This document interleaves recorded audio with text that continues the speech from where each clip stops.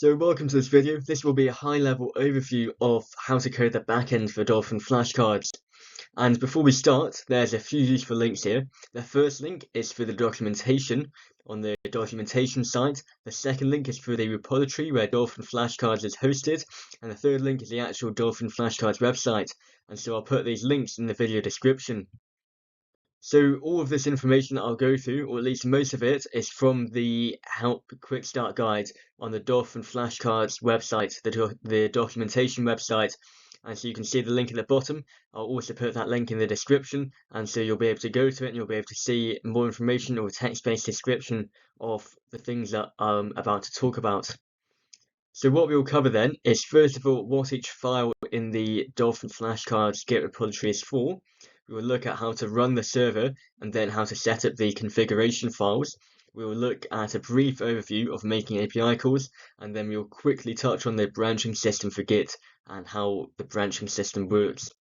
So then, first of all, what's this video for? Well, this is a high-level overview of how the code works, and while you can work on tests once you finish this video, you may want more information. And if you do want more information, then you can see the low-level details video, which is linked in the description, and that video gives more detail on the things that I'll talk about. So then, first of all, let's look at the first section. What is each file for? So you can see the backend folder here. So all the backend code is in the backend folder. And in here, we first of all got the classes folder, and that just holds some miscellaneous classes. That's less important.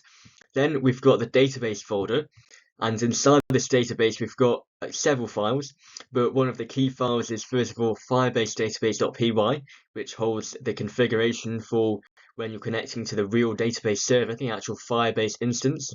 And we've also got local database.py, and local database stores the details when you're connecting to a local database on your own device.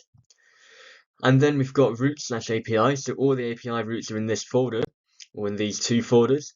And so you can see all of the API roots here, and then the other files are for some other kind of miscellaneous things.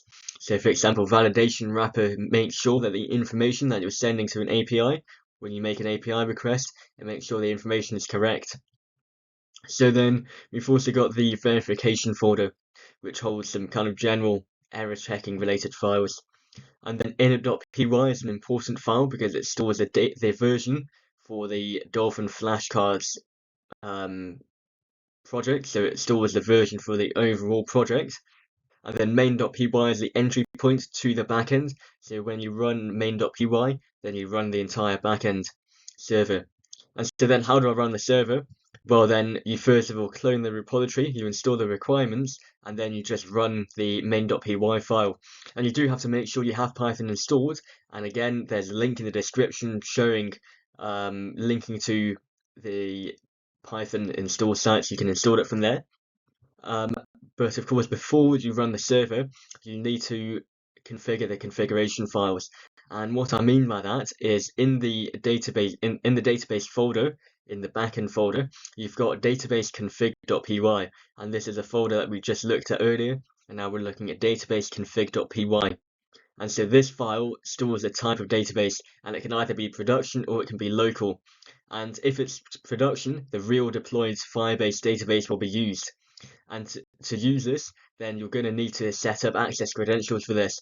And if you try to run the production database without those access credentials set up, then it won't work and there'll be errors because it'll be looking for files that don't exist. But if you set the type to local, then the local database will be used.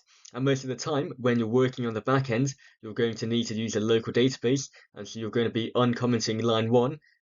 So you'll be commenting line 1 and you'll be uncommenting line 2.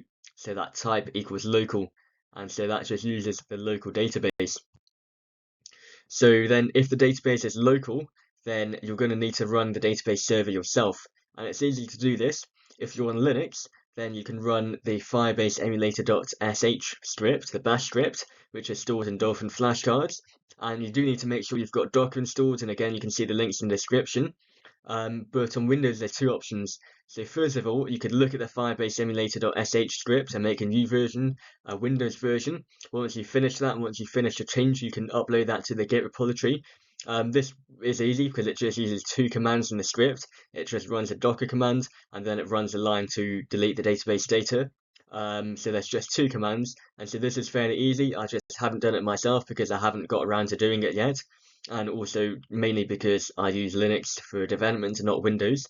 Or you can ask me to help with running the database, and I will give you some kind of Windows commands. Whichever one you do, then you need to install Docker, and again, there's links in the description for that. And then once the database server is running, then you can run the backend /main.py script. So remember, if you change the database type to local, you need to change it back to production before you create a merge request. And the reason for that is if we change it to local, then when it's actually deployed, then it'll be reading from local, won't be reading from the right database, and so there'll be errors. The pipeline will tell you if you've forgotten to change it back, but ideally you kind of should remember to change it back before you make a merge request. So to summarize then, most of the time when you're working on changes, and most of the time when you're working on backend features, you're going to need to change the database type to local. And then you can get API documentation in the link here, and again the link is in the video description. And this is fairly up to date, but looking at the code itself will have the most kind of up-to-date documentation. And then in terms of branching, just a very quick overview then. So we've got the main branch, which is just the deployed code, and when you make a merge request, first of all, when you're working on features, you're going to be making a feature branch from the development branch. And so we've got the main branch, which has the latest deployed code. We've got development branch, which has code that in theory works, but we haven't quite tested it, so we haven't quite merged it into main yet. And then when you make a change, you'll be creating a feature branch from the development branch. You'll be making changes, and then you'll be merging back into the development branch when you make a merge request. And so then, as a summary, we've looked at what are all the files for in Dolphin flashcards. We've looked at how to run the API in the database server. We've really quickly discussed how to make API calls, and we've had a very quick discussion on branching. Then the next steps are, if you're feeling confident, you can start working on things, you can start working on tasks. If you'd like more detail, then you can see the next video, which is linked in the description, and that gives a more kind of low level and more detailed idea of how Dolphin flashcards works.